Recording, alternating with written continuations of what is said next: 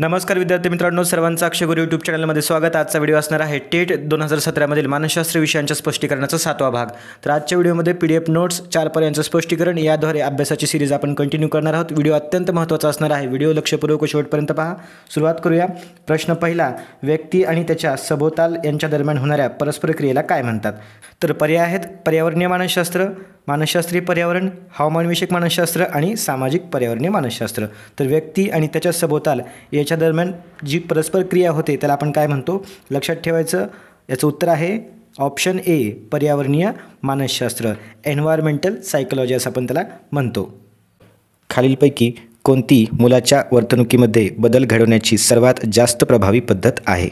मुलाच्या वर्तणुकीत बदल घडायचा असेल तर खालीलपैकी कोणती पद्धत सर्वात जास्त प्रभावी आहे? बक्षीस देणे, शिक्षा देणे, दोष देणे, शाळेतून काढून टाकणे। मी तुम्हाला एक सांगितलं होतं की निगेटिव्ह पर्याय कधीच उत्तर नसतात। शिक्षा देणे नाही, दोष देणे नाही आणि शाळेतून काढून टाकणे देखील नाही। आपलं उत्तर असणार आहे या ठिकाणी बक्षीस देणे। निगेटिव्ह पर्याय असतात ते कधीच उत्तर नसतात। ठीक आहे, एखाद्या विद्यार्थ्याला शिक्षा दिली तर तो आणखीन त्याच गोष्टी परत परत रिपीट करू शकतो। दोष दिला तर त्याला कमीपणा वाटू शकतो, त्याचा कॉन्फिडन्स लो होऊ शकतो। ज्या गोष्टी त्याला येतात त्या गोष्टीमध्ये देखील त्याचा कॉन्फिडन्स लो राहू शकतो। शाळेतून काढून टाकलं तर एखादं विकृत कृत्य तो करू शकतो, दुसऱ्या शाळेत जाणारच नाही किंवा शिक्षण सोडून देऊ शकतो कायमचं। ठीक आहे, तर अशा प्रकारे निगेटिव्ह पर्याय आहेत, त्याच्यामुळे ते पर्याय आपल्याला एलिमिनेट करायचे। आपलं उत्तर असणार आहे एखाद्या मुलाच्या वर्तणुकीमध्ये बदल घडवायचा असेल तर काय करायला पाहिजे? त्याला बक्षीस दिल्यानंतर तो जास्त प्रभावी बदल घडणार आहे। यानंतर प्रश्न 93वा महत्त्वाचा प्रश्न आहे। या प्रश्नाच्या स्पष्टीकरणावर आपण नोट्स पाहणार आहोत। ठीक आहे, तर खालीलपैकी कोणते मानवी समाजाचे मूलभूत एकक म्हणून ओळखले जाते? याचं उत्तर काय असणार आहे? कुटुंब, शाळा, शेजार, सामाजिक वर्ग। तर मूलभूत एकक कोणतं असणार आहे मानवी समाजाचं? ते असणार आहे ऑप्शन ए, कुटुंब। आता काही महत्त्वाच्या नोट्स आपण पाहू। तर सामाजिकरण म्हणजे काय, सोशलायझेशन म्हणजे काय, हे खूप महत्त्वाचं आहे एक्झामच्या दृष्टीनं लक्षात ठेवायचं। सामाजिकरण हा आजीवन सामाजिक अनुभव आहे ज्याच्याद्वारे व्यक्ती त्याची मानवीय क्षमता विकसित करतात, संस्कृती शिकतात, संस्कृतीचे मानदंड आणि विशिष्ट सांस्कृतिक ओळख प्राप्त करतात। ठीक आहे, सामाजिकरण म्हणजेच सोशलायझेशन ही कशी आहे? कंटिन्युअस प्रोसेस आहे, निरंतर चालणारी प्रक्रिया आहे। 2 वाक्य लक्षात ठेवा, एक्झाममध्ये जशास तसे विचारले जाऊ शकतात। यानंतर ॲक्टिव्ह एजंट्स ऑफ सोशलायझेशन म्हणजे सामाजिकरणाचे सक्रिय घटक, हे घटक लक्षात ठेवायचं, एक्झाममध्ये विचारलं जाऊ शकतं। तर यांचा बालकावर काय होतो? थेट परिणाम होत असतो। ॲक्टिव्ह एजंट्स म्हणजे काय? सामाजिकरणाचे सक्रिय एजंट म्हणजे काय? तर बालकावर यांचा थेट परिणाम होत असतो। ते कोणकोणते घटक आहेत? तर कुटुंब, मित्र, शेजारी, शाळा, कॉलेज आणि नातेवाईक यांचा बालकावर थेट परिणाम होतो। यानंतर कुटुंब हे सामाजिकरणाचे प्राथमिक एजंट आहे। आताच्या प्रश्नामध्ये होतं, त्याच्यामुळेच या PDF नोट्स या ठिकाणी बनवल्या। ठीक आहे, तर कुटुंब हे सामाजिकरणाचे प्राथमिक एजंट आहे।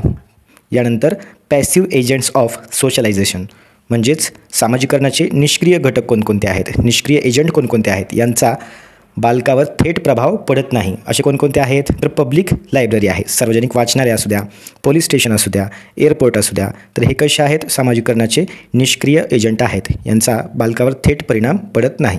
त्यानंतर पुढचा प्रश्न पाहूया। प्रश्न 94वा, खालीलपैकी कोणती मानसशास्त्रीय रचना अनुवांशिकद्वारे निश्चित केली जात नाही? पर्याय आहेत बुद्धिमत्ता, लिंग, व्यक्तिमत्व आणि शिकणे। तर अनुवांशिकता जी असते त्याच्याद्वारे निश्चित केली जात नाही अशी कोणती मानसशास्त्रीय रचना आहे? तर बुद्धिमत्ता, लिंग, व्यक्तिमत्व आणि शिकणे। एक्झाम्पल पाहू। समजा आईवडिलांची बुद्धिमत्ता जास्त असेल, मुलाची तशीच राहणार आहे का अनुवांशिकतेद्वारे? नाही। ठीक आहे, बुद्धिमत्ता नाही। त्यानंतर व्यक्तिमत्व जसं आईवडिलांचं आहे कंप्लीट तसं व्यक्तिमत्व असणार आहे का? नाही। यानंतर शिकणे, लर्निंग हॅबिट असते, ते देखील आईवडिलांमध्ये असेल आणि मुलामध्ये पण तीच असणार आहे असं नाही। परंतु या ठिकाणी ऑप्शन बी जो आहे लिंग, हे काय होणार आहे? अनुवांशिकतेद्वारे निश्चित होणार आहे त्या बालकाचं। ठीक आहे, याचं उत्तर असणार आहे ऑप्शन बी। यानंतर भूक मंदावणे खूप महत्त्वाचं आहे, याच्यावरील नोट्स आजच्या व्हिडिओमधला सर्वात महत्त्वाचा पार्ट असणार आहे। ठीक आहे, तर हे सर्व एक्झाम्पल्स तुम्हाला मी नोट्समध्ये दिलेले आहेत। भूक मंदावणे म्हणजेच काय?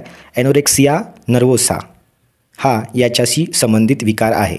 सर्व विकार त्याची लिस्ट बनवून मी तुम्हाला दिलेली आहे, PDF डाउनलोड करून ठेवा किंवा व्हिडिओ चालू असताना स्क्रीनशॉट काढून ठेवा, परंतु येणाऱ्या एक्झाममध्ये विचारलं जाईल त्याच्यामुळे लक्ष देऊन ऐका। ठीक आहे, तर त्या ठिकाणी ॲनोरेक्सिया नर्वोसा म्हणजे काय असं विचारलेलं आहे। भूक मंदावणे कशाशी संबंधित आहे? तर या ठिकाणी लोकांचा सामना करण्याची भीती, यानंतर वजन वाढण्याची भीती, झोपण्याची भीती, जवळच्या व्यक्तीस गमावण्याची भीती। ठीक आहे, याचा आन्सर पाहण्यापूर्वी आपण काय करू? एकदा नोट्स पाहू। चला तर इम्पॉर्टंट डिसऑर्डर्स म्हणजेच महत्त्वाचे विकार आपण पाहतो आहे एक्झाममध्ये जशास तसा प्रश्न विचारला जातो. ठीक आहे, पहिला आहे या ठिकाणी fear of sleeping. Fear of sleeping म्हणजे झोपण्याची भीती काही काही लोकांना वाटते, त्याला काय म्हणायचं? सोमनीफोबिया. फिअर ऑफ स्लिपिंग, झोपण्याची भीती. लक्षात ठेवा, शब्द लक्षात ठेवायचा आहे. जशास तसा जोड्या लावामध्ये येऊ शकतो किंवा पर्यायामध्ये तुम्हाला विचारलं जाऊ शकतं की पुढीलपैकी कोणती जोडी योग्य आहे किंवा कोणती जोडी अयोग्य आहे. फिअर ऑफ स्लिपिंग, झोपण्याची भीती म्हणजे काय? सोमनीफोबिया. ठीक आहे, आत्ताच व्हिडिओ चालू आहे तोपर्यंतच तुमचा पाठ झाला पाहिजे, परत हा व्हिडिओ बघण्याची गरज नाही लागली पाहिजे, त्याच्यामुळे लक्ष देऊन ऐका. ठीक आहे, फिअर ऑफ स्लिपिंग म्हणजे काय? सोमनीफोबिया. झोपण्याची भीती म्हणजे काय? सोमनीफोबिया. फिअर ऑफ फेसिंग पीपल म्हणजे लोकांचा सामना करण्याची भीती, त्याला काय म्हणतात? फिअर ऑफ फेसिंग पीपल, लोकांचा सामना करण्याची भीती, त्याला काय म्हणतात? अँथ्रोपोफोबिया. अँथ्रोपोफोबिया. ठीक आहे, यानंतर फिअर ऑफ अँगर, रागाची भीती. राग येण्याची भीती काही लोकांना वाटते, त्याला काय म्हणतात? अँग्रोफोबिया. यानंतर fear of losing close ones. Fear of losing close ones किंवा मृत्यूची भीती, फिअर ऑफ डेथ. चौथा आपण या ठिकाणी पाहतोय, त्याला काय म्हणतात? फिअर ऑफ डेथ किंवा fear of losing close ones, आपल्या जवळच्या व्यक्तींना गमावण्याची भीती, त्याला काय म्हणतात? तर थॅनाटोफोबिया. लक्षात ठेवा, थॅनाटोफोबिया असं म्हणतात. यानंतर आत्ताचा जो प्रश्न आपल्याला विचारला होता त्याच्या संबंधीचं हे 5वा पॉईंट असणार आहे. ठीक आहे, ॲन ईटिंग डिसऑर्डर. ठीक आहे, असामान्यपणे कमी शरीराचे वजन वाढण्याची तीव्र भीतीद्वारे वैशिष्ट्यीकृत खाण्याचा विकार, त्याला काय म्हणतात? तर या ठिकाणी ॲनोरेक्झिया नर्वोसा असं म्हणतात. ठीक आहे, ॲनोरेक्झिया नर्वोसा. आत्ताच्या एक्झाम्पलमध्ये विचारलं होतं. ठीक आहे, या एक्झाममध्ये जी 2017ची टेट आहे त्याच्यामध्ये आपल्याला याच्यावर प्रश्न आला होता 5व्या पॉईंटवर. पहिले 4 पर्याय जे आहेत, 4 या ठिकाणी दिलेले. ठीक आहे, तर याच्यावर लक्ष द्यायचं तुम्ही. आता ह्याच्यापैकी एक येणाऱ्या एक्झाममध्ये येऊ शकतो, स्क्रीनशॉट काढून ठेवा आणि एवढं पाठ करा. यानंतर प्रश्न 96वा, मॉनिटरकडून कोणकोणती कर्तव्य पार पाडली गेली पाहिजेत असे तुम्हाला वाटते? पर्याय पहिला आहे तुमच्या आदेशाचे काटेकोरपणे पालन करणे आणि वेट मजुराप्रमाणे काम करणे. ठीक आहे, वेट मजुराप्रमाणे काम करणे हा पर्यायसुद्धा खूप निगेटिव्ह वाटतो. मुलांनी वेट मजुराप्रमाणे काम करणं म्हणजे हा पर्यायाचं उत्तर नसणार आहे. बी आहे तुमच्या अनुपस्थितीत वर्गावर नियंत्रण ठेवणे. ठीक आहे, हे बरोबर असू शकतं. यानंतर विद्यार्थ्यांना तुम्ही दिलेला गृहपाठ तपासणे, आपण दिलेला गृहपाठ आपणच तपासायला पाहिजे. ठीक आहे, यानंतर तुमच्या घरगुती कामामध्ये तुम्हाला मदत करणे हे देखील चुकीचं आहे. त्याच्यामुळे आपलं उत्तर काय असणार आहे? तुम्ही जेव्हा ॲब्सेंट असता तेव्हा वर्गावर नियंत्रण ठेवण्याचं काम कोणाचं असतं? मॉनिटरचं असतं. आपलं उत्तर आहे ऑप्शन बी. यानंतर विकासाची कोणती पायरी विकासाची एकमेव द्वितीय पायरी म्हणून ओळखली जाते? तर पर्याय आहेत अर्भकावस्था, बालपणाची पायरी, किशोरवयीन पायरी आणि प्रौढावस्था.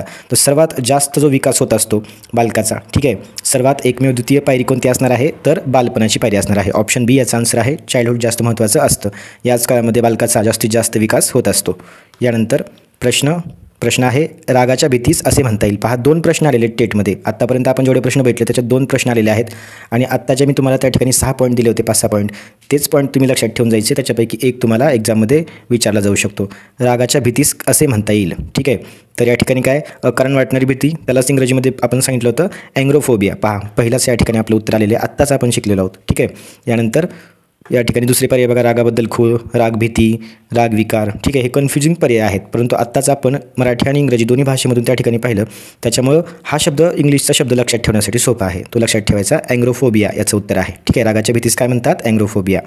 त्याच्यामुळे आपल्याला अभ्यास करत असताना 2 लँग्वेजमधून केलेलं खूप जास्त सोयीस्कर ठरतं एक्झामच्या दृष्टीनं. यानंतर मुलांमध्ये प्रामाणिकपणा आणि सचोटीच्या वृत्तीला प्रोत्साहन देण्यासाठी सर्वात उत्तम मार्ग म्हणजे कोणता आहे? तर ठीक आहे, पहा, इतके मोठे मोठे पर्याय असतात एक्झाममध्ये. या ठिकाणी इतके सगळं पर्याय वाचत बसायचे नाही. याचं उत्तर काय असणार आहे? आपल्याला माहिती आहे, ऑप्शन डी असणार आहे. ठीक आहे, तुम्ही हे वाचून घ्या तुम्हाला वाचायचं असेल तर. यानंतर ज्ञान अधिक आकलन, नॉलेज प्लस कम्प्रेन्शन काय असतं? पहा, कार्यान्वयन, कौशल्य, विश्लेषण आणि संश्लेषण याच्यापैकी काय असणार आहे? ज्ञान अधिक आकलन. तर नॉलेज प्लस कम्प्रेन्शन काय असणार आहे? याचं उत्तर असणार आहे ऑप्शन सी, विश्लेषण. ठीक आहे, एखाद्या गोष्टीचं ज्ञान घेतलं, नंतर त्याचं आकलन केलं, तर नंतर आपण काय करू शकतो? ॲनालिसिस करू शकतो, विश्लेषण करू शकतो. तर अशा प्रकारे महत्त्वाचे प्रश्न आजच्या व्हिडिओजमध्ये आपण पाहिलेले आहेत. तर इथून पुढच्या जे काही व्हिडिओज येतील त्या व्हिडिओजमध्ये देखील आपण असंच सिरीज कंटिन्यू करू आणि नोट्स आणि तुम्हाला जे काही स्पष्टीकरणाची आवश्यकता आहे ते देखील मी या व्हिडिओच्या माध्यमातून तुमच्यापर्यंत पोहोचवत राहील. भेटूया अशाच पुढच्या व्हिडिओजमध्ये. तुम्हाला जर व्हिडिओ आवडला असेल व्हिडिओला लाईक करा, चॅनलला सबस्क्राईब करा. थँक्यू.